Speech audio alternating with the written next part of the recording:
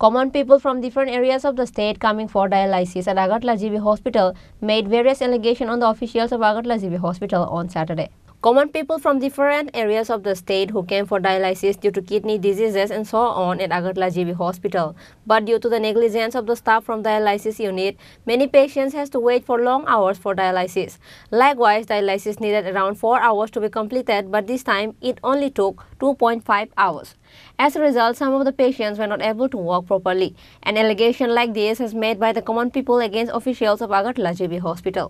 তারা তো আমরা কিটা করব আমরা জল নাই আমরা কেমনে পেশেন্টের না দিলাম দুইজন চারজন করে ঢুকায় এটা করতে করতে দেরি হয়ে যায় এত রোগীর কি রকম কষ্ট হচ্ছে রোগীর তো খাওয়া দাওয়া হয় না অনেক সময় তো আমরা পেশেন্টের আজকে জ্বর উঠে গেছে তো আইতে সুবিধা হয় রিজার্ভ গাড়ি আইছি তাই সময় অসুবিধা হয়ে যায় কোনখান থেকে আইছেন আমরা জীবননগর থেকে আইছি কত ঘন্টা হইছে আইছেন আমরা আইছি আজকে একটু তাড়াতাড়ি আইছি তো ওখানে বসছি সমস্যা তো ঢুকতে দেয় না অনেক কিছুর সমস্যা তো আমি বুঝতে পারছি না আমি তো রোগী মানুষ আগে যে ডায়ালিসিস করতে আগে যে করতেন কতটুকু সময় দেওয়া হয়তো প্রথম তো 4 ঘন্টা এখন কতটুকু সময় দেওয়া হয় তো গত রাতে কইলা গেছি আমি 3 ঘন্টার সময় Reported by Pranab from Agartala, Chinikhorang.